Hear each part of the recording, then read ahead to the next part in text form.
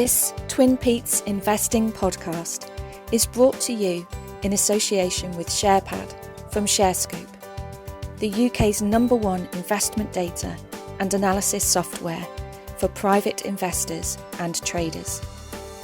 Visit sharescope.co.uk and discover the advantage.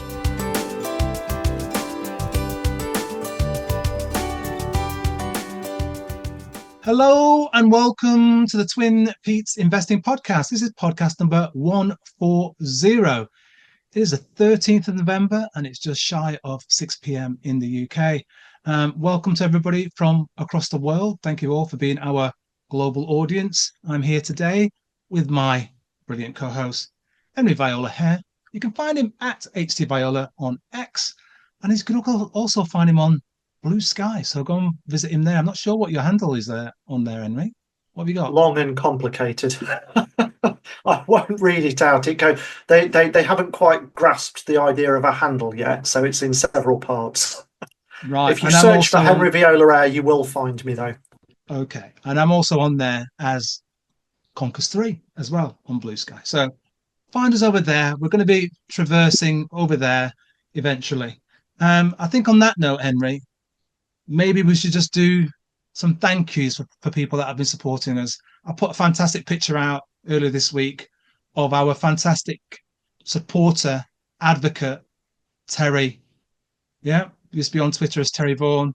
Terry's in the valleys of Wales and he's won a prize X amount of months ago. And I had to spend a bit of while trying to get hold of him because he'd left X. But we got the book to him, and he just took this picture, which I put on Twitter and also on LinkedIn, of him beaming with his, Psychology of Investing book by Morgan Housel, and just an absolutely fantastic picture. So I just wanted to give a big shout out to Terry and everybody else that supported us with the pod. And thanks, Terry, for your message of thanks and support for Henry and I, and also Harriman House, our sponsors. Really appreciate that. You've got some thanks as well, Henry, I believe. I have. We've had some absolutely fantastic donations to the charity fundraise to Centrepoint in the last few weeks. We've had £25 plus £6.25 gift aid from Sandy Mid. I don't get around to the pods as much as I used to, but the Twin Peaks is one I always try to listen to. Martin 13, £50 plus £12.50 gift aid. Not wanting to take away from your long and illustrious history, but for me personally, the recent content is hitting the spot. Great work to Henry, Peter, and all your guests. £60 from MG plus £15 gift aid. I mean, they go up and up and up here. We've had £100 from Greg. Love listening to the pod, gives me some great research ideas that I enjoy investigating. I'd love to hear your thoughts on Invinity Energy Systems. Keep up the good work. Greg, just for you, I will try and do a bit of reading into that one for you. And our good friend Raj Ramaya, £10 plus £2.50 gift aid. A small token of my appreciation to your podcast. A fantastic charity choice. I love to tune in every Friday fortnight after work. I hope to hear from Phil as well again.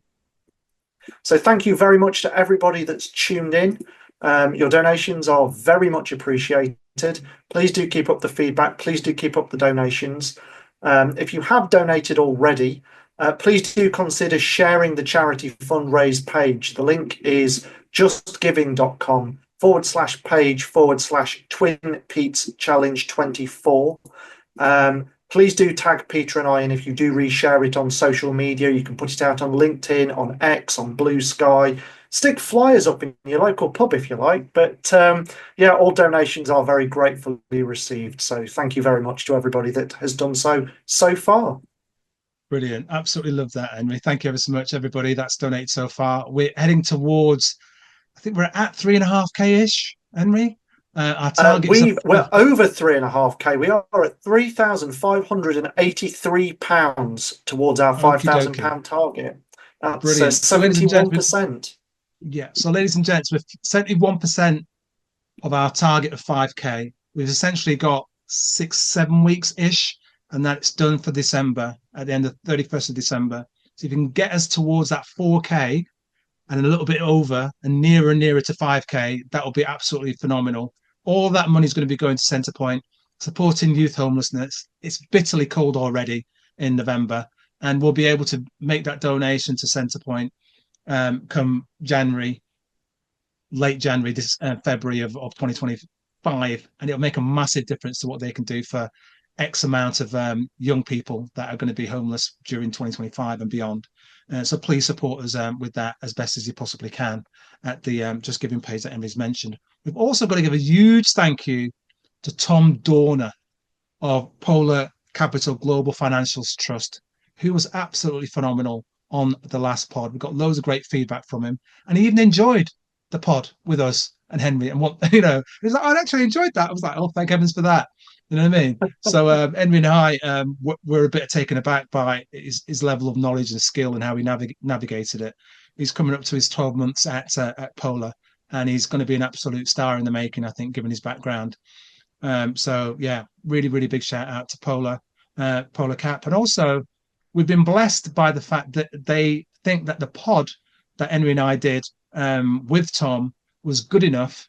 They've actually graced it by adding it to the Polar Capital Global Financials Trust website.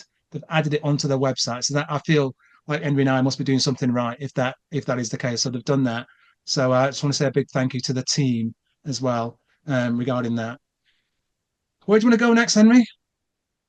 Well, I'd echo all of that, hugely appreciated. I think for me, we've had some major events in the last couple of weeks. Markets are massively volatile. I've been getting clobbered left, right, and centre with profit warnings and pricing disasters with house builders. I've had an investment in Team Internet Group that's gone horribly wrong. They went out. They bought an online digital marketing agency called Shines over in America. Turns out they've paid all this money for something that's not generating them any profit. Well done to the management team over there, because honestly, I think you've made a bit of a misstep. But it's been profit warning after profit warning on my side of the bench. Vistry Housing, big holding for me. They just came out and announced that 9 of their housing developments in their southern division, turns out they didn't know how much it was going to cost to build these houses. They've mispriced it by about 200 million, I think, over 3 years. Shares have fallen off a cliff. That is staggering, mate. It makes you wonder what else they've missed. And I would be concerned. You know what I mean? I would be very, very concerned. It is brutal in that particular entity, because you're missing a margin by 2 or 3%. Your budget's gone on that particular project. To miss it by 200 million. It is not. It's not a small amount of change, this, ladies and gentlemen. If there is anybody from the estimating department of Vistry tuned into the call, please do write in and let me know what you've been playing at, because I'm not very happy as a shareholder. Listen, mate, from any house builders, if they can put some sort of skew on what went wrong there, we're open to comments and listen. With regards to profit warnings, Henry, I too got chinned. As you can see that little bruise on the side of my chin there. Yeah, anyone on YouTube can see the bruise on my chin. I think it was Monday morning, and I can handle a profit warning at the best of times, right? But first thing on a Monday morning, the very first thing you read, I'm like, Gonna be one of those weeks. It's one of them, completely pied. I'm talking about Wood Group, ladies and gentlemen. Spoken about this one before. It was one of my takeovers. I sold enough of it. I bought it at 172 over a little while ago, a year ago or so, and wobbled, went up and down, and then all of a sudden, it got a takeover bid. Yeah, and in July, Sadara was offering £2.30. The group, the management, CEO, CFO, etc., went, nah, we don't want that. We don't want 230. We're worth more than that. Shaking the shoulders, yeah, calling it the big un, yeah. And Sadara walked away. I trimmed it at 210 before they'd walked away, thinking, not quite sure what's going on here. I not feel comfortable. We should be getting £3, but people sitting around here at 230, and it may not even go at 230. So I took some off the table. Share price crashed to 130 and then went lower than 130 after Sadara walked away. And I'm sitting there thinking, something not quite right here. Was very tempted to add at 130 and less. I think it went to as low as 118 or something like that. And I was very tempted to buy more because I was still sort of like thinking management must know something and Stara may not, or do Sadara know something that they're not telling? And they went away saying, "Oh, it's a macro conditions, and we're not sure about what's going to happen with the next government, who's going to win, etc., etc." Very polite terms were laid out in front of us, and I sat there going, "Not sure." Anyway, I waited and waited and waited. Didn't add. Wallet. Share price gets hit with a profit warning. Yeah, we went down. I think I still held the shares the morning of the profit warning. By the way, I read it and I thought that doesn't read so bad. 5 minutes later, the share price is down 10-15%. I went, whoa, whoa, whoa, what have I missed? Read it again. I've not missed anything. This doesn't feel right. So I just cut and ran, Henry. I cut and ran. And watched the shares all day long went from 90p to 80p to 70p. I'm going, what the hell's going on here? Yeah, share price closed down at 49 pence, Henry. Yeah. Oh, And I'm like, I'm so ouch. glad I got out earlier. And then everyone's chomping at the bit going, this is going to bounce the next day. This is going to go up. This is going to be. And I'm like, I don't care. Something's not quite right here. Yeah. The share price bounced after a couple of days. No, Back up to 60 odd pence, sitting there at, I think, high 50s now. Everyone's talking about it's going to get taken out at £1 now instead of £2.30. I just don't know. There's something not quite right in amongst all the finances of what's going on there. You were offered £2.30 in July. In November, you're saying it's a profit warning. If you surely knew, back to numbers and accounting again, you surely knew there was a bit of a languishing cash flow or yeah. revenue stream for August. Yeah. For October, for November. You could see some of that not coming along when you rejected the bid back then. So I'm like, I'm no know what I do when I say I'm done, I'm done with Wood Group, not going there again. But yeah, I got absolutely chinned, mate. Well, I use the word pied. Got pied by Wood Group, so I'm out of that one. But yeah, there's more profit warnings to come, mate. Oh, it's Unfortunately, brutal. It's brutal. You know, I so mean, we've been hit I by. We've got to talk about Rachel Reeves a little bit because we didn't talk about it before. But the do we have employers to? having to deal with the new national insurance, yeah, and other accumulative costs via this budget, and dealing with the high cost of the electricity to actually run their factories and manufacture and heat their buildings and offices, blah blah blah blah blah. We're going to have more and more profit warnings, folks. And the larger entities and retailers that are having to pay increased costs for their staff, they're going to start reducing those numbers of staff going forward. So you're going to see lots of people saying, you know what, thank you for that, Rachel Reeves. We're going to get rid of 50 staff, 100 staff, 500 staff. Absolute nuts. Well, Absolute she nuts, came some of the out things. and she said, "I expect businesses will be able to absorb this cost." And I was on a panel about a week ago for ShareSoc, and we were talking about the budget, and I made the point that she had no choice but to say that. You know, when the wolves are at the door, it's no good calling them puppies. They're there, people can see them. What can she say? She's made her budget. Now we've just got to see what businesses do. But I think an awful lot of them, there's going to be some tough times ahead when those increases hit in April. Absolutely agree, mate. And then obviously, folks, we were here 2 weeks ago. We've since then had the US elections as well. I'm going to briefly talk about those. Won by a significant number by Donald Trump, aided by Elon Musk and lots of tech entrepreneurs and billionaires. So what's happened since then? The US markets have gone whoop, whoop, whoop, whoop, and raced off again up until yesterday and today. I'm not sure what's happened today with the US markets. But Tesla shares have gone up, I think, 50% since the result. Bitcoin has gone through the roof. Everyone was already accelerating out of UK stocks and buying more US stocks. We've had 1 week of that going on. I'm not sure the honeymoon period is over, but it's very stretched at the moment for a lot of stocks. And equally, even the AIM stocks, I think we was on here with Tom Dorner. The all share was Two up weeks ago, 4%. The AIM 100 was up 4%. The 50 was up 5%. The back to where they were pre that US elections. Yeah. So the FTSE today, right, and this is my concern, folks. I'm going to share some positives in a little while. Bear with me, right? Is that we've now gone from the budget and the US elections. We're pushed up again. We're just trapped in this low 8,200 and a bit. Yeah, we're now gone back and we're sitting right on the thin ice of 8,000. FTSE 100 today closed at 8,030. Shouldn't be there. Everyone else hitting records here, there, and everywhere, all over the US, and we're sitting at 8,030. Yeah, 400 and odd points away from our all-time high. That's 5% essentially. Yeah.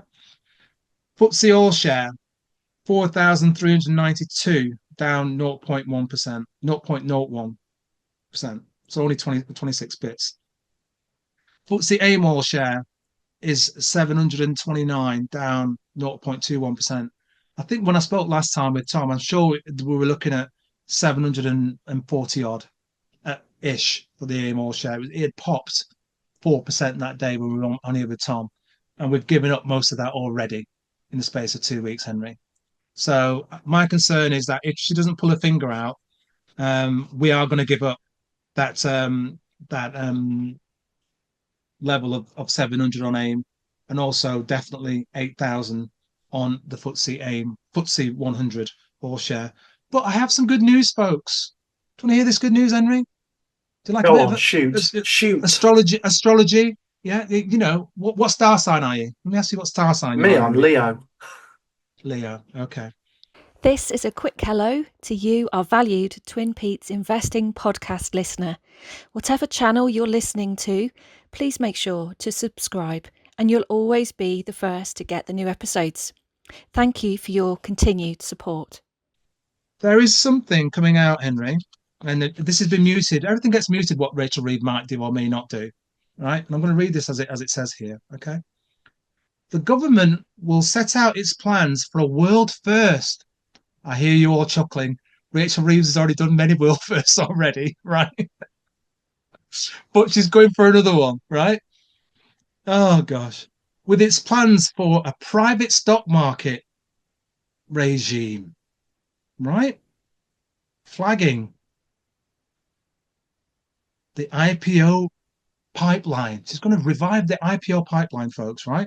So therefore, a maiden speech at Mansion House, she's basically earmarking the plan for a world first stock market innovation. And they've codenamed it Pisces, Henry. Is that because it's pie in the sky? The private, intermittent securities and capital exchange system, which, by the way, was dreamt up by the previous government as part of efforts to revive the UK equity market, but its launch was thrown into doubt by the elections in July. So they're trying to help us to invest in private companies. Yet, and we're going to talk about some stocks and some funds in a little while, we still have stocks and funds that may have been around for 10, 50, maybe even longer years, which we'd get warning signs on saying, are you a professional investor? If not, you can't buy this on this platform. But they're going to put this together for us as private investors to buy unlisted entities. I'm thinking, Woodford?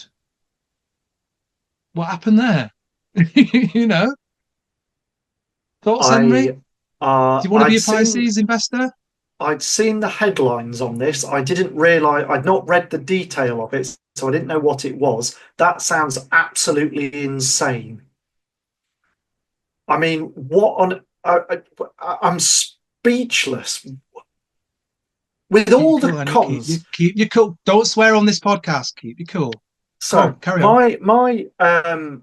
My father-in-law sent me an article the other day about SIPs, self-invested pension plans, and the amount of people, it was actually described as an epidemic, it's got so bad, an epidemic of self-invested pension plan owners that are getting conned into putting money into golf clubs in Spain that don't exist, and gold mines with no gold in them, and we're going to run cars off water, but we don't know how. And we're going to get people to Mars, but we don't know when. People are putting money into these pie-in-the-sky schemes. Absolute lunacy stuff. And then the schemes are collapsing, disappearing, and people's pensions are going with them. This was described as an epidemic in this article. It's so bad, the FCA was considering, on the more extreme end, almost scrapping your ability to manage a self-invested pension, because so many ill-informed investors were getting conned out of their money doing it. And Rachel Reeves wants to extend your ability to put money into private businesses. Well, I think the tone of my voice says it all there. Good luck to her. But buyer beware would be my first bit of advice. Absolutely. Yeah, absolutely, mate. Yeah. Oh, mate. So this is from the Treasury, right? Treasury is saying this is a significant step for our capital markets, giving investors a chance to get in on the ground floor of some of the most exciting companies around and supporting those businesses to grow. Okay. Under the new Pisces framework, the London Stock Exchange is working on plans for a market called the Intermittent trading venue. Other exchanges will be able to design their own versions of this market. And at the conference yesterday, which is 2 days ago now, Julia Hoggett, the CEO of the London Stock Exchange, boss of the exchange, addressed the prospect of such a system, saying it would create a transparent price formation, allow investors to get out and trust the price they are given. Right. Okay. So that's where we are, folks. Wait and listen and hear more about Pisces going forward and make your own decisions. Bizarrely, I was having a conversation with a friend of mine who's based in Canada, Toronto. He's only been over there for a little while. He used to work in London. And he was telling me and asking me why I'd never invested in private entities, because he'd started so many years ago via Cedars. You've heard of Cedars, Henry? Oh yeah, I know Cedars. I've got some holdings on Cedars. So I think they're trying to do a similar thing. That's the first thing I thought of when I read that headline today. They're trying to do a similar thing, but put it on what they view as a more transparent pricing mechanism, which allows you to buy in and out of what you bought in Cedars rather than waiting 6 or 7 years. But I'm not sure that allows that embryonic company of what's on Cedars to actually get anywhere if everyone's buying and selling the whatever it is that the. Well, in theory, you've got a permanent pool of capital that's available, so the share price would move around. But again, if people don't know, Cedars is effectively a platform whereby private companies can list their shares pre-IPO. So you can go and buy, say, £10,000 worth of I don't know, a solar panel manufacturer that's based in Manchester, right? They only sell 1,000 panels a year, but they're trying to scale up and they need some money to do it. You can go and put your money into that sort of thing. In my experience, most of the businesses on there, they all look great. They've all got a great sales pitch. Getting your money back out of that is nigh on impossible. And there's lots of talk about there being a secondary marketplace, and there's lots of, the asset values are marked up gradually over time. In my experience, the retail investor, i.e. you and I, we're not the ones that make the big bucks on that at all. And we are there to provide liquidity for big institutions to get out. Nailed it there. Just like the rampers across X and other platforms, utilizing us mug punters to create liquidity so they can exit. Ramp. Great. Let's get out of here now, boys, and leave the mugs with the placing that's coming up, or the share price crashing 20% after they've all exited. Yeah, absolutely. So it's going to be very interesting. We'll see. I'm hoping to be proven wrong, by the way, and this is an absolute huge success going forward. But right now, I'm like, not sure about that. At all. US elections, Pisces, look out. We've got some interesting times ahead, and 2025 is going to be very, very interesting indeed. Henry and I are going to be talking about some stocks. We're going to talk about some dividend stocks. Henry's going to do an explainer. I'm going to talk about some stuff regarding that, some stocks I've got of interest, and some winners as well that other people have got that I didn't have. Henry, where do you want to go next, mate? Well, dividends. So we've spent enough time talking about what you shouldn't be doing, or bad ideas in the market, as it were. Let's talk about something that we do like. One of my followers on X a couple of weeks ago wrote to me. We were talking about dividends, and he said, "Henry, Peter, love the podcast. I'd like to know what you think makes a good dividend investment. What's your opinion about this whole dividend investing thing?" So I thought, why not explain it for our audience in a little bit of detail? Now, basically, for those of you that don't know, companies, they've got a few things that they can do with the cash that they generate from operating their business. On the one hand, they can reinvest it back into the company by hiring more staff or buying machines or setting up new offices or whatever. Or they can return it to shareholders, and they can return it to shareholders in two ways. They can either buy back shares off the market. So they'll say to the shareholders, if you don't want your shares, we'll buy them at X price, and we'll buy, say, £50 million worth of them over the next year. Or they pay out dividends. And these are little payments. Think of them like an interest payment on your bank account. If you've got £100 in savings, you might get a few pounds a year back in interest payments. Dividends, similar sort of concept. Now, whilst a lot of people understand that basic idea that there's a stream of cash coming out of the business into their investment portfolio, they don't really think about the mechanics of what this can do for you over the long term. And when I was doing a little bit of research into this, one of the first things that really struck me back when I started investing was the compounding power of reinvested dividends. And this is something that you talk about a lot, Peter, this idea of reinvesting all the time and compounding your growth all the time. And whilst you can reinvest the dividends that you're paid out in either more shares or different shares, the extent to which that contributes to long-term market returns, I think, is massively underestimated by a lot of investors. It actually makes up as much as 50% of some market returns over the long term. Absolutely. Now, that's quite a lot of return that you are getting by reinvesting your dividends over time, rather than taking them out and spending them. If you use them to buy more shares or grow your portfolio over time, that's quite a significant tailwind that you're generating for your long-term growth. I also wanted to talk a little bit about the difference between pure dividend investing and something called dividend growth investing. Now, dividend investing is very simple.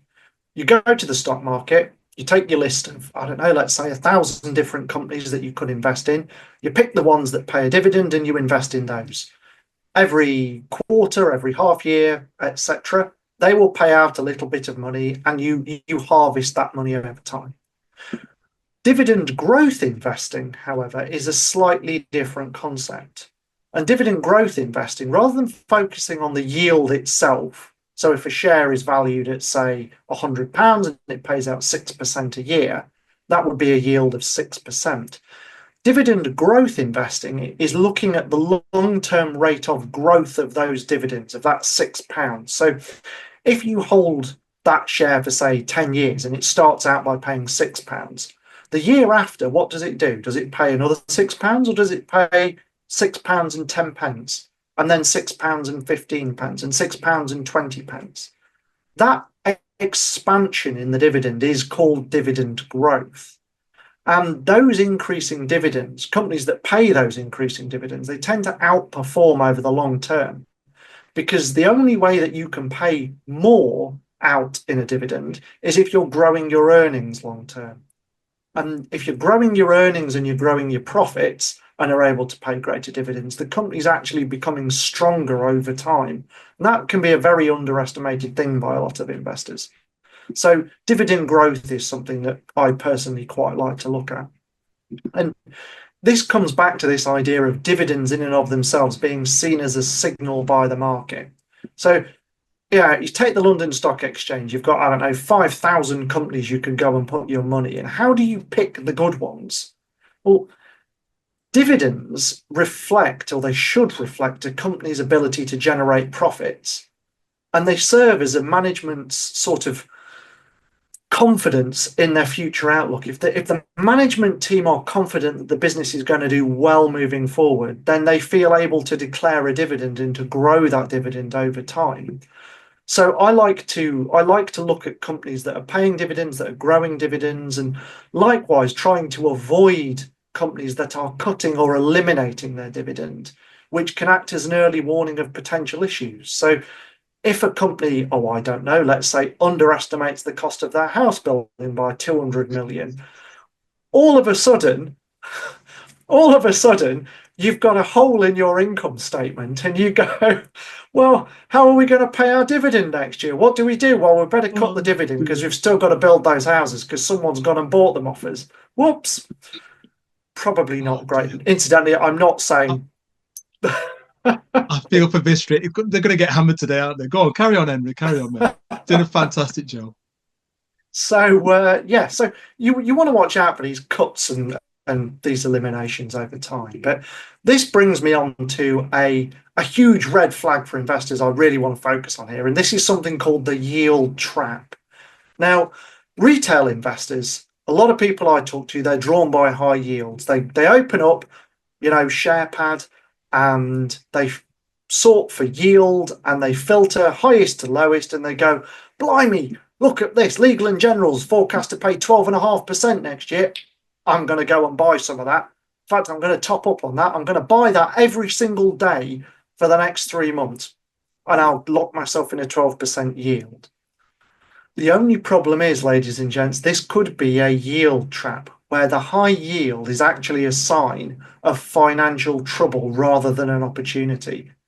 And the trap is effectively you're lured in by that high yield thinking, blimey, if I put my entire pension into that at 12%, I can live off, caviar and cigars for the next year. And then the yield gets cut and all of a sudden it's not caviar and cigars, it's baked beans and, a cigarette butt off the floor. So watching out for these yield traps is very, very important.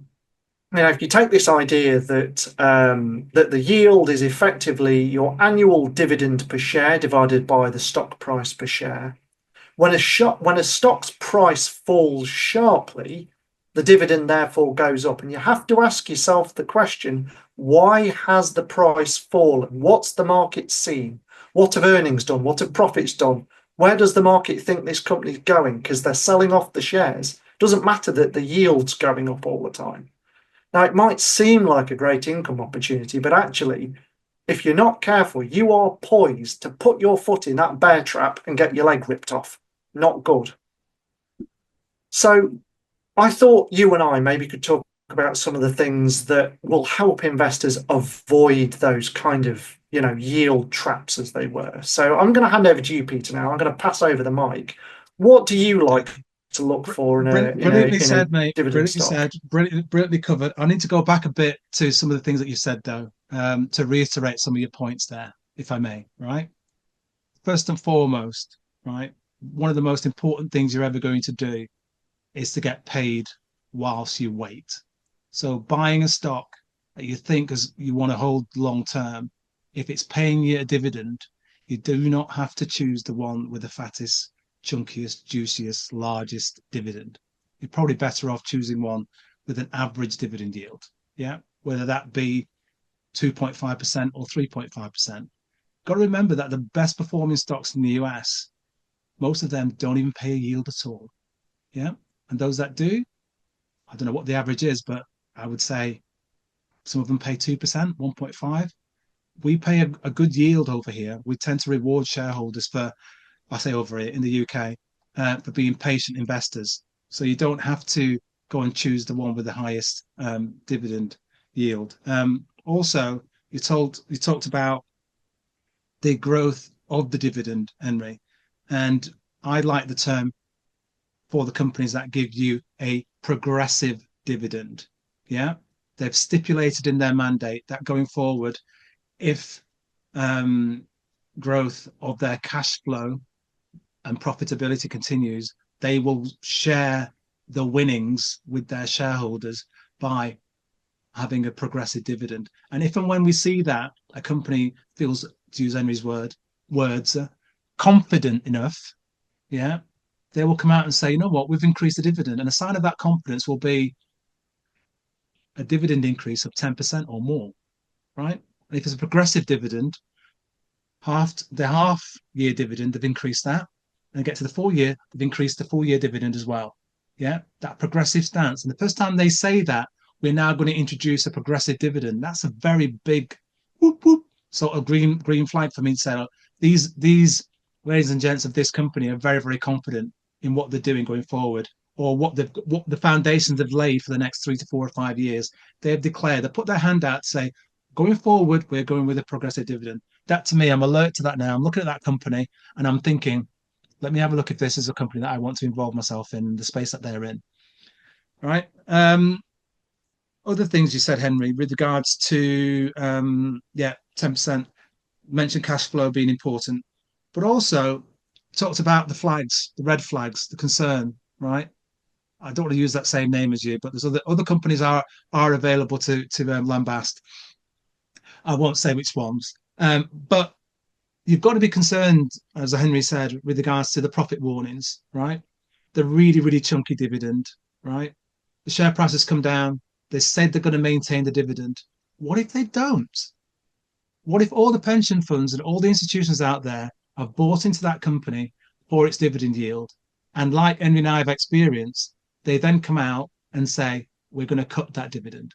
What happens to the share price? It gets absolutely massacred.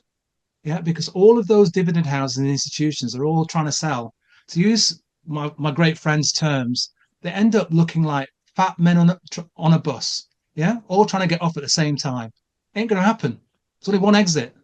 Yeah, and the share price just gets decimated because everyone's trying to exit that particular stock at the same time because they've said we're going to cut the dividend. Yeah, spoken in the past. We're going to speak again about some investment trusts and others that we picked ourselves that had quite chunky dividends. And what happened? The assets underneath them failed. Yeah. The NAV came down. The dividend got paused. The dividend got dropped, and the share price has followed it down all of the way. Right. I'll make a declaration to you at this point as well, Henry. Now, I'm not going to go into the details of it, but I've actually purchased that bear trap that you've just talked about. Yeah. I've actually got exposure to Legal & General. I haven't bought it for the dividend. Yeah. I bought it, as I've said to other people in the past, I tend to try and buy FTSE 350 stocks on the premise that their sum of parts is far more valuable than being recognised in the market. Share price is sitting and languishing in a little space of around £2.20. I estimate that the sum of parts for Legal & General is £3 plus. So if somebody wants to buy that company, they would have to offer the team, and I'd probably reject it, £3 per share. Right. So right now, that's just shy of 44, 43%-ish, a premium of if somebody came to bid for it. Given the uncertainty in the markets right now, and Rachel Reeves doing Rachel Reeves, I doubt very much somebody's going to come and bid £3 for them. So I'm getting the dividend, unless they cut it, going forward, whilst I wait. And I will see what happens at some point next year regarding that particular stock. I want to talk about now, Henry, there's some examples that you spoke about. Yeah. You spoke about some of the stock. I'm going to talk about first some of the stocks I've had previously. And I went down that rabbit hole. And these are a couple of stocks that I purchased. And I've got the dates here. And I was replying to you back in July of 2023. And I said, that's most kind of you, Henry. I'm still learning and the markets keep giving me new investing lessons. What was I talking about? I was talking about my losers being the REITs investments and the infrastructure companies, which were Asley at the time, which was dividend yield of 7%, and Digital 9, dividend yield of 10.6, and GCP 9.3, Harmony, yeah, no love lost there. Didn't find a partner going in Harmony, and I got burnt on that one, which is yielding 5%. Still got Labs, that was 6.5. None of them produced anything good for me going there. And I made the mistake of thinking, they've come all the way down. The price is so low now, and the dividends there, they're going to keep on maintaining them. And I'll wait. I'll be patient. I'll give them some time. I tried that. Didn't work. Luckily enough, most of that money, if not more, I retrieved via going slightly alternative route, by going through the alternative energy space, by buying Good Energy, which I think most people know about now. I think I've spoken about it before, regarding it being a renewable energy company. It's all over the place with all heat pumps, solar, micro renewables, and supplying energy to people's homes and commercial property. So I bought that just over a year ago in October 2023, less than £1, just more than £1.72, up, down, sideways, at a 52-week low of £2.32, high of £4.26. Why? Because on the 28th of October this year, precisely, or just over 1 year of me holding that stock, there was an announcement by Good Energy saying they potentially have an offer, possible offer from EasySoft. My view is that that should be around £4 per share. So from £1.72, that'd be significant for me, and over 100% return or more. However, having spiked to £4 per share on the 29th, a day after, and the 30th of October of this year, last month, the share price has started drifting, and is currently sitting at £3.28, which essentially is 20% below where it peaked 2 days after the shares were declared as on a possible offer. So that may not happen, but it had given me almost all of my losses from those 4 or 5 stocks I mentioned earlier. So, and what was the difference between them? When I purchased Good, the yield, Henry, was barely 2%. So I hadn't gone for the yield on Good Energy, which is what we're talking about, dividends here. And now it's yielding 1%. Yeah. So yield of 1%, over a 50% return already on it. Should be 100% return at £3.44. It's currently £3.28. So in 1 year, 101%-ish return. It gets taken over at £4, 150% return. So you don't have to go for the highest yield. Just got to go with the companies that are actually producing cash flow, revenue, profitability, so that they can actually pay you and reward you as a shareholder, not just by the capital gain. Okay. Over to you, sir. It.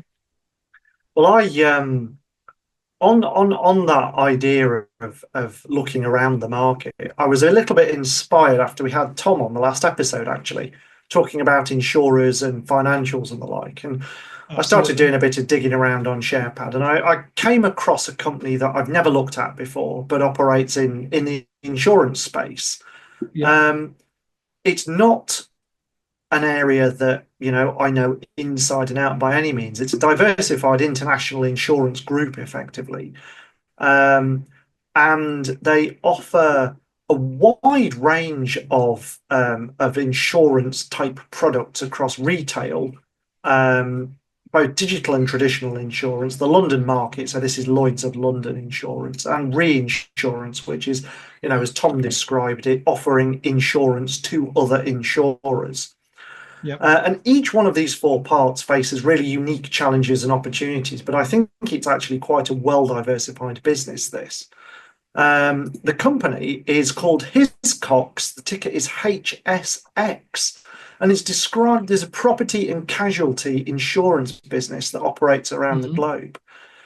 They're trying to build a balance in their insurance book between catastrophe-exposed businesses, so this is things like tsunamis and earthquakes and hurricanes, etc., and less volatile specialty businesses.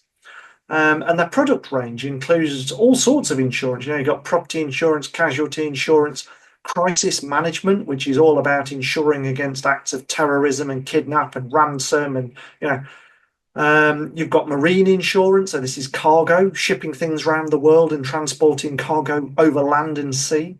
Got energy insurance that they offer, and they've even got a specialty arm that insures objects in low Earth orbit and outer space. So I think satellites and shuttles. How cool is that? Very cool. Okay. We're going to Mars soon if Elon's got anything to do with it, so we're going to need insurance for that, mate. Yeah, I think we just need insurance against Elon Musk, but anyway. Now, You're on fire, One of mate. the Keep going. things Keep going. One of the things that particularly interested me in this was the hugely chunky dividend cover. Now, dividend cover refers to the amount of times that the dividend is covered by earnings. So the higher this number is, the more secure the dividend is. On the London market, you usually see for most dividends cover of somewhere between 1 and 2 times is traditional. Anything under one means the dividend is uncovered and at risk of being cut. Anything over two means it's very secure. And according to SharePad, Hiscox has got dividend cover of 5.3 times on a yield of 3%. So a little bit Very like Good good. Energy. It's not hugely chunky, but with dividend cover of 5 times, that's got a lot of scope to grow. Yep. 24% return on equity. So this is a nice profitable business, and it's available on a PE of 7.8.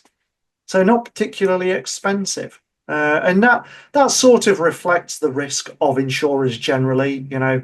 With them being a risk-based business, there is always the risk that the catastrophic year happens and comes along and impacts profits. But this is a business that I think is a really interesting looking insurer. So yeah, one for people to go away and have a look at, I think. Whether you are an experienced or new investor, you know how valuable it is to conduct portfolio enhancing analysis and to have easy access to data that will give you the edge. As a Twin Peaks investing podcast listener, you can access an exceptional offer via SharePad from ShareScope, the UK's #1 investment data and analysis software for private investors and traders. This special Twin Peaks offer is available to new subscribers only, and you can subscribe using the promo code TWINPETES. The incredible and exclusive offer means that monthly subscribers will get their second month free, and annual subscribers will get their 13th month free. Sign up and subscribe to SharePad today using the Twin Petes promo code, and you can save up to £69. Visit sharescope.co.uk/SharePad for further details and subscribe to the investing and trading analysis and data you need. Agreed, Henry. I looked at them a few years back when I bought Beasley, which Tom referred to on the last pod. And the only reason why I didn't buy them was because at the time they hadn't moved into the tech element of it, the cyber side of it a little bit, which I wanted from Beasley. But I've had them on my watch list forever, waiting for that little catalyst to say we're now gone into this tech space with a little bit more. Maybe the see Beasley as having gone away with that space a bit too much for them to play catch up with it. But it stayed on my watch list for some time. But they've done very, very well as a company, and it's a brand that everyone recognizes as well. So yeah, definitely want to keep an eye on. Right. And I'm gonna have to go back and have another look at it as well, Henry, because I may not have kept up with the last 3 months of what they've done. And if they've gone into the tech space and I've missed it, I might just have a little nudge on there, mate. Yeah. Well, the other thing that I found particularly interesting, all insurers are rated. They have to have a credit rating effectively. So you either get Moody's or Standard & Poor. They'll come along and they'll look at the business and the balance sheet, and they'll give you a rating based on how secure they think your business is. And Hiscox has apparently got a Standard & Poor's A rating and has consistently achieved it every year for the last 10 years. Now, Very high indeed. bear in mind that Standard & Poor's and Moody's totally missed the financial crash. So how much do You're you... a miserable bugger tonight, aren't you? Why are you so miserable tonight? I'm just saying, I'm skeptical. No one will care about your money more than you will. So You're spot on. You're spot on. You're spot on. But yeah, that was something that stuck out to me. So enjoy your research. Yeah, yeah. But going back to what you were saying about finding the best and the most secure dividend payers, right? That is a good thing to have there. That credit rating, is backed up by suitable, creditable individuals. Oh, I'm not sure what credit. Are you going to tell us what the credit rate is for Vistry, by the way, while you're on it? Well, on the Henry scale, it's do better.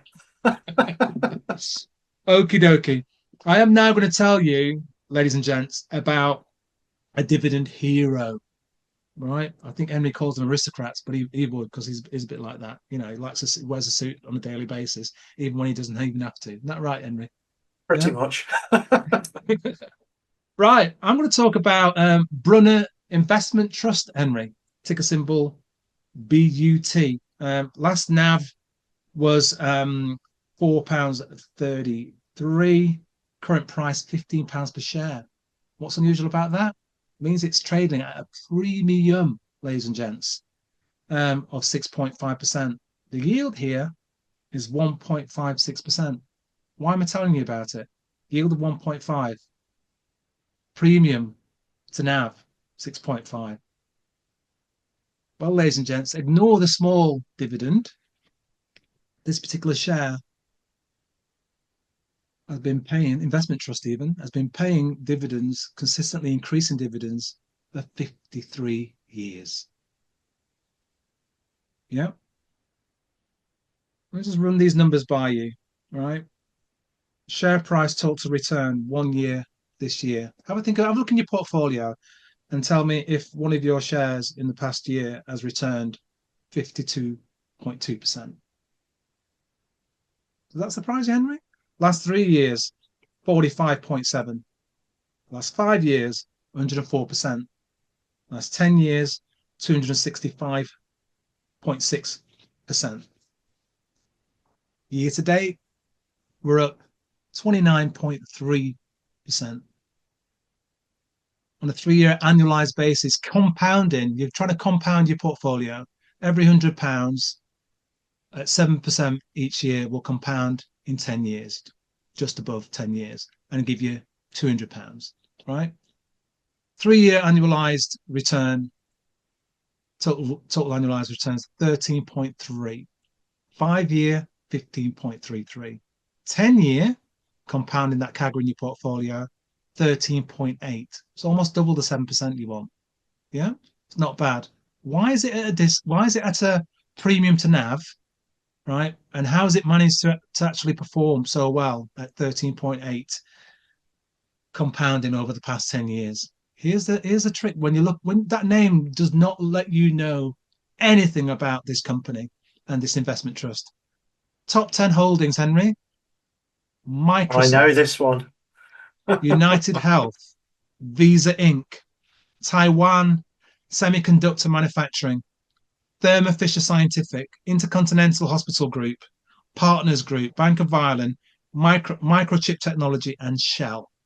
Geographical spread, 46% of it is in the US, 22% in the UK, 5%, 5.2% in Switzerland, 4.5% in France, 3.8% in Taiwan, 3.3% in Sweden, 3.2% in Spain, 3% in Ireland, 2% in Norway, 2% in Japan, Netherlands, Australia, and Germany. So you've got diversification within the portfolio and across the sectors. Financial services makes up 24.7%. Technology, which has been boosting it and carrying it for the last 10 years, alongside financial services, 21.8%, industrials 18%, healthcare 15.5%, consumer cyclicals 6.3%, communication services 5.3%, energy 5.3%, consumer defensives 4.3%, utilities 2.8%, basic materials 0.8%. Yeah. And the best of the best here, Henry, Brunner Investment Trust ranks number 1 out of 577 peer funds in the global large cap blend equity category on a 1-year net total returns basis. The creme de la creme of 2024, 25, 23, 24 is Brunner. Can it carry on doing that for the next 53 years? Can it do it for the next 3 years or for the next 5 years? As I said before, technology is not going to change. We're still going to need innovation in the financial services sector, and exposure to the US might help us. And we've got some exposure to the UK. So if you've got that already in your portfolio, I salute you.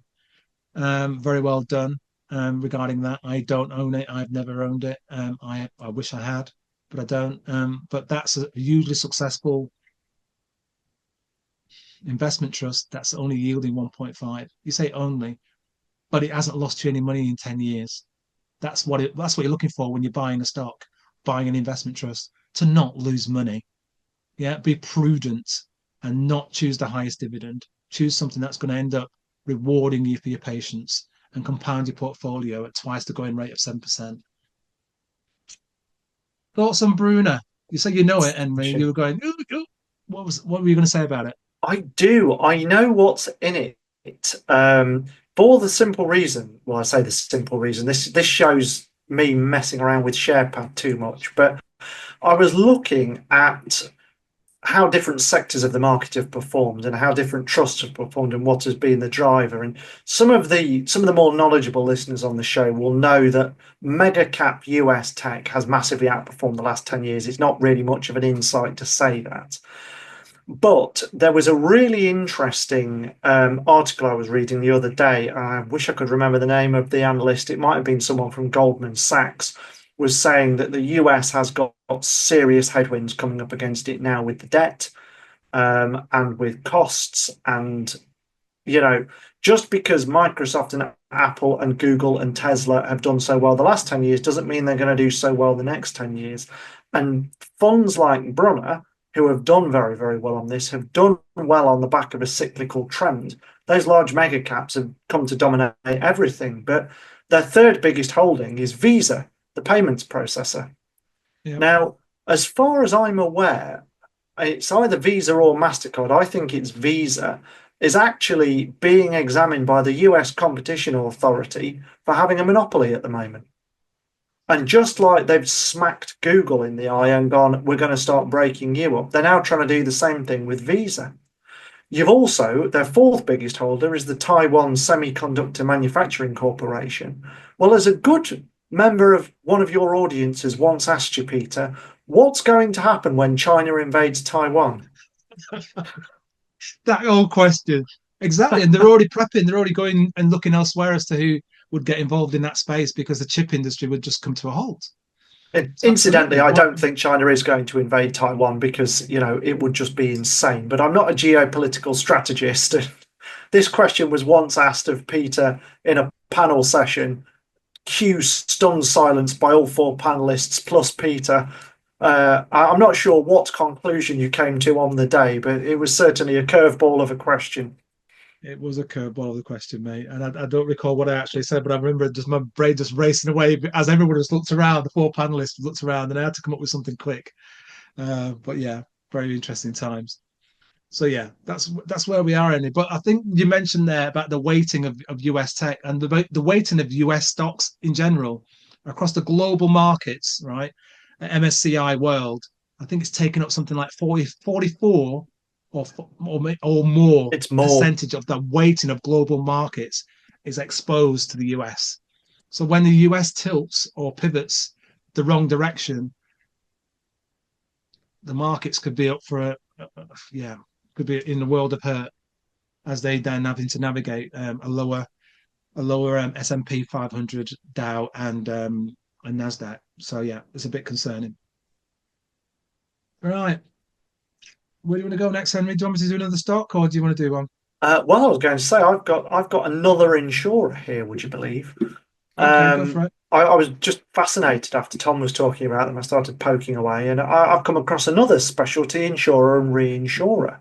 Okay. More than 2/3 of the premium it receives are for insurance over in the US and Canada, but it is a global insurance business.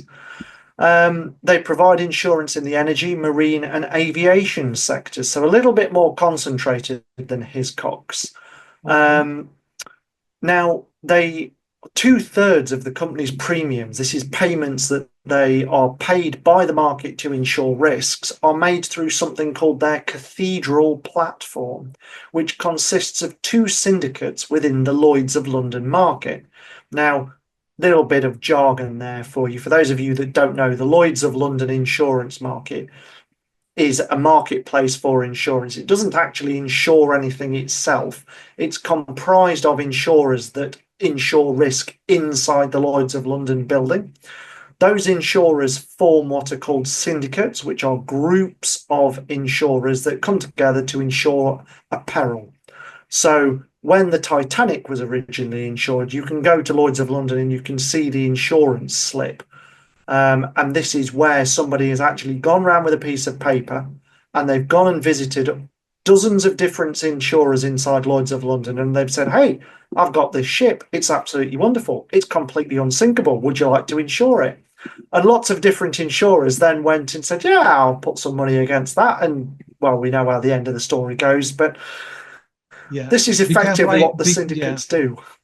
Yeah, be careful how you pronounce ships. Yeah. Yes. Yeah. So, for those of you that can't guess from the name of the platform, and you'd have to be a bit of an insurance geek to get that one, but this company is Lancashire Holdings. The ticker is LRE. It's available on a price to earnings ratio of 6.4 times, and it's paying out an enormously chunky forecast dividend yield. Now, I'm just going to pull up the figures quickly. The forecast yield is 12.9%. And there's dividend cover of 6 times on that. Now, this definitely warrants going away and having a look at and figuring out why that yield shot up, because I can guarantee you that that is not a normal yield for a company. So presumably they've had a good year, but go away, have a look, see what you think about it. It's not a buy or a sell recommendation one way or the other, but it's a business that I think is a good player in the space. It's done well this year. It's up 6% in a difficult year. The shares are available on a price of about £6.60 at the time of this recording. They were all the way down at 400 pence back in 2022. So if you'd bought back then, you'd have done very well. Worth having a look at. Not a buy or a sell recommendation. I don't hold it. But it's a name that jumped out at me that I think listeners might like to go and research. Okay, I'm just pulled up some notes here, and it says, and we're going back to, I think it was the same day as Beazley came out, 6th of November. I'm just going to read this note here, what it says here. And it's basically saying that Lancashire reported a 9% increase in 9-month written premiums to $1.7 billion, which marks an acceleration from the half-year stage, while net losses due to weather events were estimated between 110 million to 140. Following what the firm called a strong operating performance year to date, it announced a $180 million special dividend equivalent to 75 cents or 58 pence per share. And that sent its shares up 9.5% to 6.89 at the time. What's the share price now? Thereabouts? 660. So it's come off the boil a little bit. So it's come off the boil a little bit. So yeah, so it's and that's another thing we haven't spoken about, Henry, is that with regards to dividends, when a company is super confident, or they've actually got themselves a special situation where they may have divested something that they think is no longer non-core, and other examples of, they will often pay shareholders that are on their register a special dividend, which is what Lancashire have done on this occasion.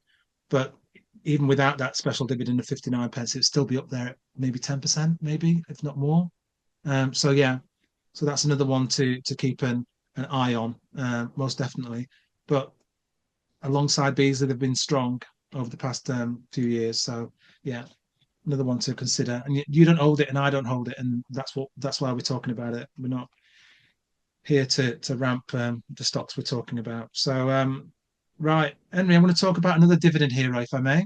Right, conscious of the time, so I'll keep this one short and sweet. It's not one I hear talked about that often. If any of you listening to this hold this stock, please let us know on X or Blue Sky or on YouTube. I'm talking about Henderson Small Income Investment Trust. HSL is the ticker. Closed today at £8.15, 52-week low of £6.89, and recent high of £9.87 in July of this year. Current NAV at £9.47. discount around 12%, yield of 3.3, which is not too bad, really, if you think about it. Why am I talking about this one? Dividend Hero, over 20 years of increasing dividends, Henry. Yeah. Can it do it again going forward? I don't know. Right. 1 year return, 22.3% total returns, which is not too shabby. 10-year compounding at 7%. I'm not going to go into too much detail on this one because I'm conscious of the time and we need to get finished by 7 o'clock. What does it hold in its top 10? It's very interesting, Henry, because it's quite a UK-centric sort of play, this, right? And these are names that what I would do with individuals here is that this particular company, investment trust, Henderson Small Income, view these as the best that they can find.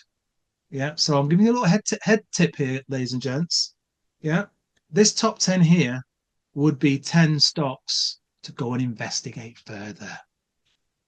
Wink, wink, nudge, nudge. Yeah. Paragon Banking Group. Bellway. You can replace Bellway. Yeah. Get rid of Vistry, buy Bellway. That's a tip from me. Anyway, sorry, Henry. Thanks for talking that. Talking under my breath there. Talking under my breath there, mate. Mitchells and Butler, Oxford Instruments, which I own, disclosure there.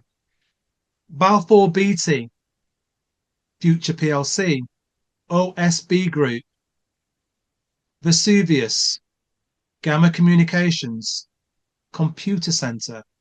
That's their top 10 holdings. And they perform with 22% year to date. Total returns and compounding at that 7%. That's what you want, that 7%. You can double your money every 10 years. That's what they've done for the last 10 years. I'm not going to go too much into that. 20 years of increasing dividends, UK centric. Do Henderson know what they're doing? Quite possibly. That top 10, I would go and investigate further. You may not want to buy Henderson, fine, but there might be some choice of those top 10 or even their top 20 that you might think, do they think it's good enough? Maybe I'll go and investigate that. What do you think of that, Henry? And what do you think of the replacement for Vistry? Well, yeah, no. Have you looked at Henderson before? Have you even heard that name? I have. Trust? I own one of their other funds, actually. I own Henderson Far East Income, which has been slowly eating itself to pay the dividend. So for all my sage advice to listeners here, I've not taken my own advice with this one. And my good friend Faisal is regularly asking me, do I need my head wobbling? Because I've still got it and I keep saying I'm going to get rid of it. Anyway, if you are particularly interested, please feel free to message me about that one and I'll happily tell you why I think the market's got it wrong. So far, the market just keeps sucking me in the eye over that one. So, but I do know Henderson. Yeah, it's a good one. I wish I'd looked at it further. But yeah, it's slow, steady, got some good hardy stocks in there. Definitely want to investigate further, even if it's a case of looking into their top 10. But slow, steady, unfortunately, some of the picks I mentioned earlier haven't returned 7%, in 1 year, never mind over 10. So if you've got a choice of, if you've got some investment trusts or some dividend yield stocks in your portfolio that haven't performed, Henry and I have given you some research ideas there to go and further in investigate, I think, going forward. What do you want to add there, Henry? Conscious of the time. Well, do we have time for the competition? Always got time to talk about the competition and I was hoping you'd say that. Bestow upon somebody a brand new book, mate. Absolutely. It's one of my favourite bits of doing this show, so I'm glad you said that. I've had a really hard day at the office, so this is nice. So, 3 winners for the month of 3 winners, 2 runners up and 1 winner for the month of October. Getting overexcited there. In third place, we have a familiar name to listeners. We have @SmudgeDan back again in third place with a return of 28% in the month of October. Wow. Well done, SmudgeDan. Absolutely smashing it out the park this year. Can you give me some of the stocks he's got again, please, Henry? Andrada Mining, Alkemy Capital Investments, Westminster Group, Huddled Group, and Eco Atlantic Oil and Gas. Okie dokie. Thank you very much, mate. Yeah. In second place, with a return of 35% for the month of October, we have Tweet Trader One.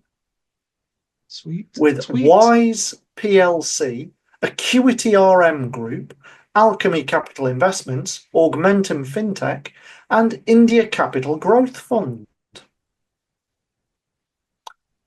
Wow. But in first place, with an outstanding 39% for the month of October, we have Al from Cardiff. Al_Cardiff1. Very well done, Al. With Alkemy Capital Investments, Arrow Exploration Corp, Enquest, Harbour Energy, and Savannah Energy. 39% in a month. Alan from Cardiff, we salute you. It's a phenomenal. I think the month before we were saying that people were struggling to get a return in that month. Well, it was quite low numbers, wasn't it? They were barely positive. It's bizarre that all three of them, if I'm correct and my hearing was right, all three of them had Alkemy in the portfolio. Is that correct? Yes, that's right. No, sorry. No, they did. Sorry, yes, they did. All three of them had Alkemy, which I'm not sure if that was one of the ones that helped the portfolio, but 39% is absolutely staggering. 28 to 39%. It was up 178%, nearly 179% that month. I'm not quite sure how or why. I've never heard of it before. I didn't even see that news in October, mate. So bravo to all three of you picking that particular one, and let's see what goes on from there. Alan from Cardiff, please get in touch. I don't want to be chasing you for the next 3 months. Just send me a message in the DM. I'll try and send you a message. We need your full postcode and address, email, to get the prizes to you, which would be a selection of one of the 15 books that Harriman House, our sponsors, have given us, and also a month's subscription to ShareScope SharePad from the ShareScope team. So we need your details. Get in touch, and we'll get those prizes to you, and you can enjoy them very, very quickly indeed. Henry, very well done crunching those numbers, mate. Thank you ever so much. I will do my magic and try and get this out for us on the Friday the 15th, as it'll be. This should be going live. Please give us your feedback regarding the podcast. Please reshare it with people that you know. And if there's something of interest that you liked or something you didn't like, let us know about it. Just give Henry a message or a reply to his tweet, which he tends to pin on his X platform, on his account, and also on Blue Sky. You can reply to us there or on YouTube, and we'll just keep trying to improve this pod. Ladies and gents, please show your support for Henry Viola Hare by following his account on Blue Sky, whatever that is, but also on Twitter X whilst he's still on there at HTViola. And you can find me at Conkers3. It's been an absolute pleasure speaking to you, ladies and gents. Henry, again, thank you ever so much, sir. My pleasure, Peter. Continued support, insights, research, and articulating even the finer words that I can never pronounce. Appreciate it. Ladies and gents, thank you for your continued support. Look forward to your feedback. Take care. All the very best.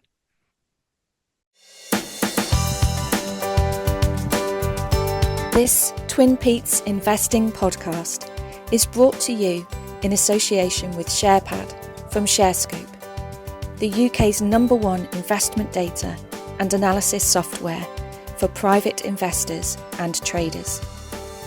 Visit sharescope.co.uk and discover the advantage.